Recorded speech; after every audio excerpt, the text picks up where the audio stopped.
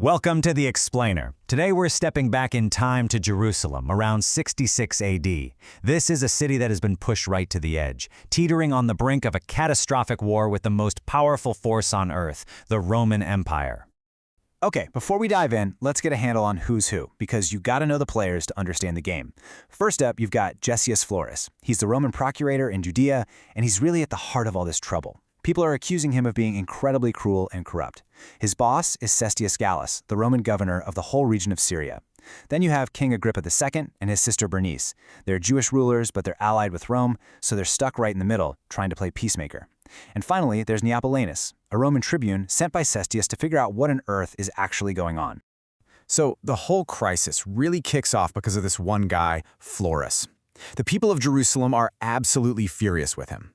They say his greed and brutality have pushed them way too far. But Florus, trying to cover his own back, sends a report up the chain to his boss, Cestius. And you guessed it, he blames the Jews for everything. So you can imagine Cestius, right? He's getting these two completely different stories. His own guy, Florus, is telling him there's a full-blown rebellion. But the leaders in Jerusalem are saying, no, Florus is the problem. He's a criminal. Not knowing who to believe, Cestius does the smart thing. He sends his own man, Neopolitanus, to get the real story. So when Neopolitanus and King Agrippa arrive in Jerusalem, they aren't met with a parade. They're met with the city in mourning. The people come out in crowds, showing them the parts of the city that have been destroyed, telling them about all the terrible things they've suffered under Florus. It's a powerful and heartbreaking scene. And as Neopolitanus walks around, he sees it for himself. The truth becomes pretty undeniable. These people aren't rebelling against the Roman Empire. They're furious with one corrupt official. So he does something really clever. He actually commends the people for their loyalty to Rome, which totally isolates Florus and separates the two issues. But even with the investigators' report, the people are still fired up. They want to send their own ambassadors all the way to Rome to accuse Florus directly to the emperor, Nero. Agrippa knows this would be a fatal mistake. It's basically a declaration of war. So, fearing this is the final spark that will light the powder keg, he gathers everyone together to make one last, desperate plea for peace.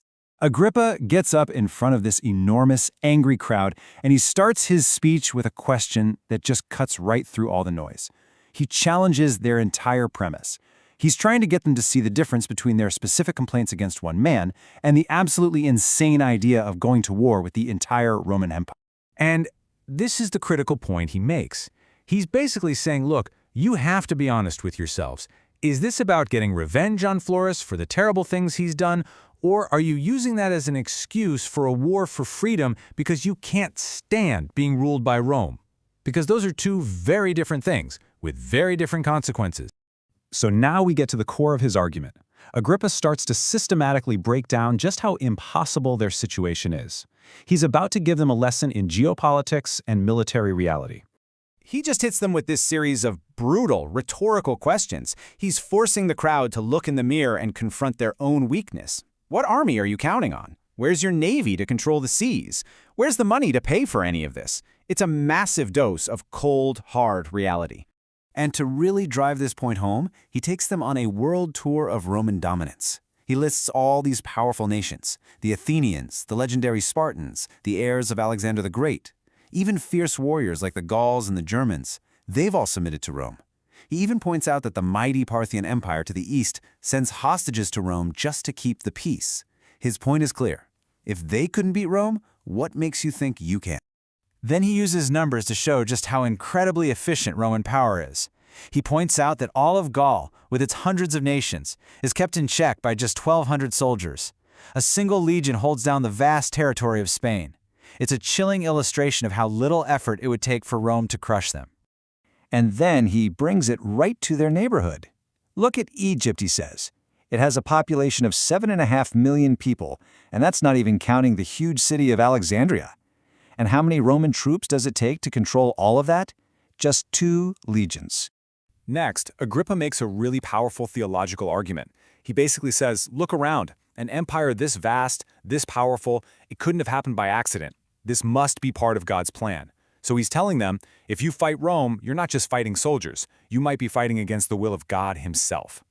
And this next part is just brilliant. He turns their own religious devotion back on them. He asks, how can you possibly expect God to help you win a war when you'll have to break his laws just to fight it? You'll be forced to fight on the Sabbath. So if you start this war by transgressing your own faith, how can you ask God for victory? All right, so he's used logic, he's used theology. Now he shifts gears. He stops trying to persuade them with reason and starts to paint a stark, emotional, and absolutely horrifying picture of what will happen if they go down this path. And the king is blunt. He tells them, if you lose this war, don't expect Rome to be merciful. They won't just slap you on the wrist. They will burn your holy city to the ground and destroy the entire nation, just to make an example out of you. Then he widens the scope of the disaster. He explains that a revolt here in Jerusalem would be a death sentence for Jews living peacefully all across the Roman Empire.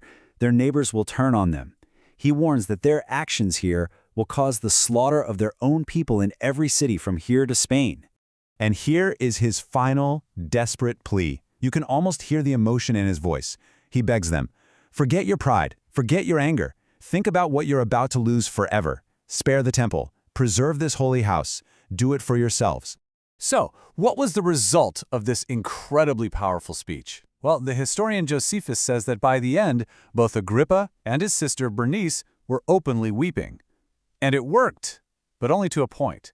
The crowd is definitely moved, but they make a distinction that Agrippa knows is completely meaningless to the Romans. They start shouting, "We won't fight against the Romans, we'll fight against Florus." But they don't get that attacking a Roman governor is attacking Rome. Seeing this small opening, Agrippa presses them. He tells them their actions already look like war.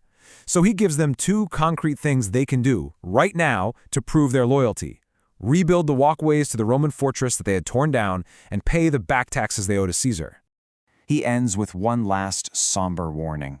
He basically absolves himself of what's coming. He's saying, I've told you the consequences. If you let your anger guide you, you will face the disaster I've described, and I will be free from it. In the end, Agrippa's speech was a masterpiece of rhetoric and reason. It was a desperate, logical attempt to pull his people back from the brink of absolute destruction. And yet, we know from history that it ultimately failed. It leaves us with this timeless and pretty troubling question. When a people's anger is so righteous, so justified, can cold, hard logic ever really be enough to stop a catastrophe?